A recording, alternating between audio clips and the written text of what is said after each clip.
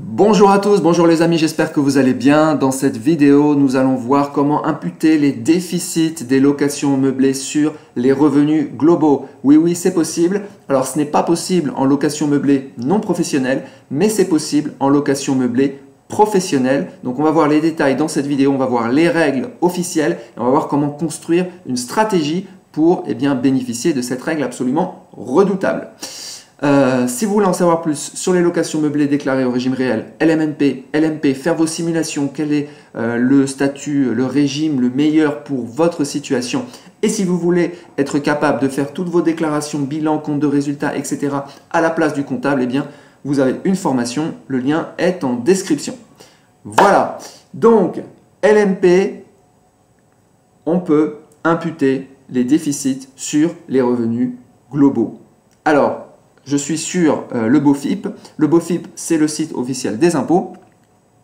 Donc, on va aller lire les règles qui décrivent en fait ces règles d'imputation. Voilà, donc tout simplement, règles d'imputation des déficits. Les déficits, donc là je suis sur le paragraphe 350. Les déficits retirés de l'activité de location meublée exercée à titre professionnel sont imputables sur le revenu global du contribuable sans limite de montant. Donc ça, c'est la règle de base. Après, on va voir les détails parce que vous allez voir que c'est toujours dans les détails que le diable se cache. Alors, qu'est-ce que ça veut dire? Ça veut dire tout simplement, globalement, que vous avez un déficit sur vos locations meublées professionnelles que vous exercez à titre professionnel. Donc déjà, il faut être dans le cas du professionnel. Si vous êtes dans le cas du non professionnel, vous pouvez aller faire autre chose. Cette vidéo n'est pas pour vous. Ou bien, ça sera pour vous quand vous serez professionnel. Donc, 1, il faut être professionnel. 2, il faut avoir du déficit. Et alors, attention, il s'agit ici du déficit réel. Réel, j'entends par réel, le déficit hors amortissement comptable. Vous savez qu'il y a les charges, il y a les amortissements des travaux et du mobilier, etc. Et puis il y a l'amortissement comptable du bien. Ça, c'est un amortissement dit comptable parce qu'il n'est pas vraiment réel. Ce n'est pas vraiment des charges, c'est juste qu'on amortit le bien. Si vous ne comprenez pas la différence entre déficit et amortissement comptable, je vous invite encore une fois à aller suivre la formation. Donc, il s'agit ici, dans cette règle, du déficit avant amortissement comptable ou hors amortissement comptable. Donc, il s'agit des vraies dépenses, des vraies charges que vous avez eues. Donc, c'est-à-dire que vous faites vos loyers moins vos charges, moins vos amortissements de mobilier, de travaux, etc. Et si vous avez un résultat donc négatif, ça veut dire que vous avez un déficit. Donc déjà, ça ne va pas concerner beaucoup de monde. Ça va concerner ceux qui ont eu des très gros travaux, ou qui ont acheté énormément de mobilier ou qui n'ont pas eu de loyer durant l'année pour être en déficit, c'est assez rare. En général, ça se produit sur les premières années parce qu'on passe en charge si on fait le choix de passer en charge les frais d'acquisition, on se retrouve en déficit en général la première année. Mais on va voir tout ça en détail parce que vous allez voir que c'est un peu particulier. En tout cas, le principe c'est celui-là, c'est d'avoir un vrai déficit, d'être en professionnel. Ce déficit, si vous avez moins 20 000 euros et que vous avez de l'autre côté des salaires, je dis bien des salaires de votre travail, de plus 30 000 euros, vous allez pouvoir faire plus 30 000 euros de vos salaires, moins 20 000 euros de déficit qui viennent de vos locations meublées exercées à titre professionnel. 30 000 moins 20 000, ça fait 10 000. Vous allez payer des impôts que sur 10 000. Voilà. Donc, 0. Donc, parce que sur 10 000, je crois, vous tapez même pas la première tranche, donc 0. Donc, c'est absolument phénoménal. Ça veut dire qu'il y a, je ne sais même pas comment dire, la concomitance, collusion, il y a intégration entre les déficits des locations meublées et les autres revenus. Là, j'ai pris les salaires, mais si vous exercez en BIC, micro-BIC, quels que soient vos autres revenus, il y a intégration. C'est beau quand même. En non professionnel, vous avez d'un côté la location, les revenus, les déficits, les bénéfices de la location meublée, et de l'autre côté vos salaires, etc. Et c'est totalement disjoint, et à aucun moment, il n'y a intégration. Mais en professionnel, il y a intégration. Alors ça peut donner des idées. Comprenez bien que générer du déficit du côté des locations meublées, et impacter vos autres revenus de l'autre côté, ça peut être énorme. Mais encore faut-il avoir du déficit, ce qui n'est pas évident. Moi, personnellement, par exemple, je n'ai jamais eu de déficit puisque j'ai toujours eu beaucoup de loyers et très peu de charges. Voilà. Ce qui est, la majorité des gens qui font de l'immobilier, ils sont dans ce cas-là. Mais certains qui ont basé leur stratégie sur plus de charges et créé plus de déficit, là, c'est carrément très, très intéressant. Donc voilà, donc ça, c'est la base. Alors maintenant, on va lire, parce qu'il faut vraiment lire le détail du détail. Lorsqu'un immeuble est acquis en état futur d'achèvement, les charges engagées avant son achèvement sont susceptibles de générer un déficit. Donc futur achèvement, c'est-à-dire l'appartement va être livré dans 3 ans. Okay, en l'absence de cette correspondante, en l'absence de recettes correspondantes, l'activité est le plus souvent exercée durant cette période à titre non professionnel. Alors là, ils prennent le cas, en fait, où vous êtes non professionnel et vous engagez des frais, des charges, mais vous êtes à ce moment-là non professionnel. Mais vous allez passer professionnel, mais vous êtes encore non professionnel. Ces déficits ne peuvent être imputés sur le revenu global. Donc, tant que vous êtes non professionnel, il n'y a pas d'imputation sur le revenu global. Toutefois, lorsque le contribuable remplit les conditions pour être qualifié de loueur meublé professionnel dès la mise en location de l'immeuble, la part des déficits qui n'a pu être imputée et qui provient des charges engagées en vue de la location directe ou indirecte de cet immeuble, avant le commencement de cette location, peut être imputée par tiers sur le revenu global des 3 premières années, c'est-à-dire vous n'allez pas pouvoir imputer d'un coup, mais vous allez devoir découper en 3. Voilà, ils prennent un exemple un peu plus tard que vous irez lire, où la personne a engagé 15 000 € de frais, puis 30 000 € de frais, donc elle a 45 000 € avant de démarrer son activité de location meublée. Et bien ces 45 000 € vont être divisés en 3, c'est-à-dire 15 000, 15 000, 15 000, et donc chaque année, il y aura ce déficit qui sera reportable. Voilà. Donc ça, très très très important. Donc si vous êtes, alors ça c'est pour les frais engagés avant la mise en location ou avant le début de l'activité exercée à titre professionnel. Donc c'est très important de savoir si vous exercez déjà l'activité à titre professionnel, auquel cas vous pouvez imputer la totalité, ou bien si c'est des frais engagés avant, et là c'est par tiers. Voilà. Seule la part du déficit provenant des charges engagées en vue de la location du local d'habitation peut bénéficier de ce dispositif. Donc ça c'est, voilà, il faut que ça soit des charges liées à la location de liées à la location. Les déficits antérieurs provenant de location d'un autre local meublé ne répondant pas à ces conditions restent soumis aux règles d'imputation des déficits non professionnels. Et non professionnels, il n'y a pas d'imputation sur les revenus globaux.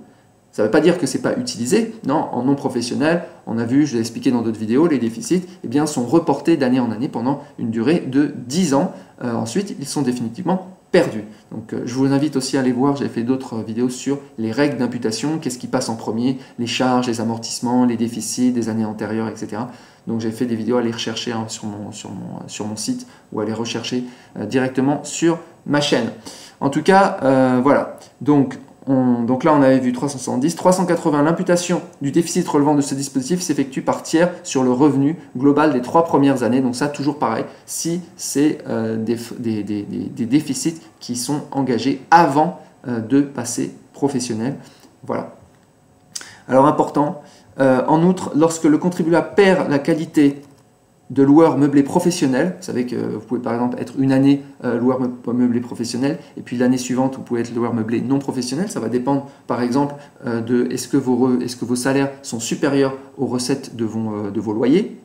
Bon, s'ils sont supérieurs, vous repassez non professionnel. S'ils sont inférieurs, vous repassez professionnel. Donc chaque année vous pouvez avoir un basculement en fait.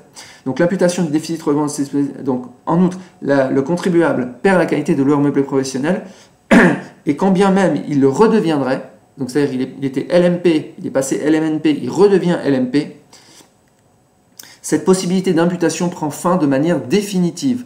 Là, on parle de l'imputation sur les revenus globaux, toujours. On ne parle pas de l'imputation normale, c'est-à-dire du LMNP. Donc il va rester sur simplement que ça se reporte d'année en année sur les revenus de location meublée, mais il ne pourra plus imputer du tout sur les revenus globaux.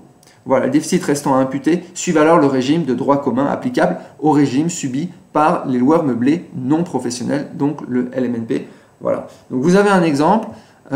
ici, hein, que je vous ai expliqué. Donc là, il prend un exemple de ce split sur 3 années, mais qui est uniquement dans le cas, je vous l'ai dit, où les frais ont été engagés avant que la personne a démarré l'activité de location meublée exercée à titre professionnel, etc. Ce qui n'est pas forcément votre cas. Si vous êtes en rythme de croisière et que d'un coup, que vous êtes en LMP et que d'un coup vous avez des charges et que ça vous déclenche un déficit, eh bien la totalité peut impacter vos salaires si vous en avez évidemment.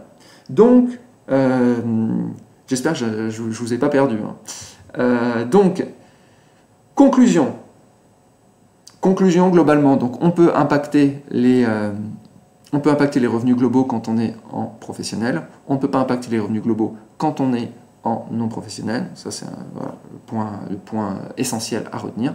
Pour pouvoir impacter, il faut être en déficit, pour faire du déficit, en rythme de croisière, il faut avoir de gros travaux. Donc ça veut dire que si vous construisez une stratégie sur laquelle vous avez de gros déficits, et que de l'autre côté vous avez aussi des amortissements importants. Donc, comme les amortissements sont prioritaires sur les déficits, eh bien, il est probable que vos déficits, vous ne les utilisiez jamais si vous êtes en non professionnel. Alors que, si vous êtes en professionnel, vous allez pouvoir impacter vos revenus globaux si vous en avez. Donc ça peut être très très intéressant, c'est-à-dire qu'en LMP, il y a probablement des stratégies à fouiller du côté de prendre des appartements, de faire des travaux très importants pour générer des déficits qui vont pouvoir impacter vos revenus globaux si vous en avez. Donc c'est intéressant, mais il faut quand même se mettre, je dirais qu'il faut quand même se mettre, vraiment, il faut s'aligner avec cette règle. Alors, si on compare un petit peu, je fais peut-être une digression, si on compare un petit peu avec la SCI à l'IS, on n'a pas sur la SCI, on n'a pas cette réintégration.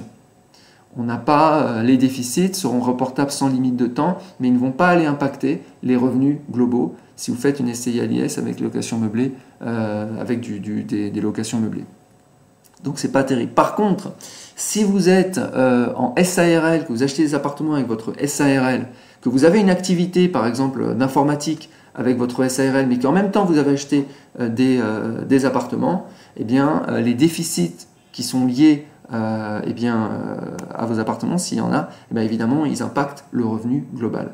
Donc là on voit une forme, j'essaie de trouver des équivalences, on voit une forme de réintégration entre les revenus du travail et les déficits des locations meublées. Donc en SARL, ça pourrait fonctionner, mais la SARL elle va s'appliquer uniquement à des gens qui ont des activités indépendantes, des sociétés, etc., et pas des salariés. Le seul moyen en fait d'être salarié et d'avoir une réduction de son imposition grâce aux locations meublées, eh bien c'est le LMP. Il n'y a pas d'autre, en fait, à ma connaissance, il n'y a pas d'autres outils qui permettent de le faire. Voilà, eh bien écoutez, c'est tout pour aujourd'hui. Si vous avez une autre compréhension du sujet, n'hésitez pas à mettre en commentaire. Si vous avez construit d'autres stratégies qui permettent d'utiliser cette loi, eh bien mettez-les en commentaire, ça va intéresser tout le monde. Et puis si j'ai dit des bêtises, eh bien c'est pareil, vous mettez en commentaire, comme ça me fera dire moins de bêtises dans le futur. Voilà, moi je vous souhaite une excellente journée et je vous dis à bientôt. Ciao!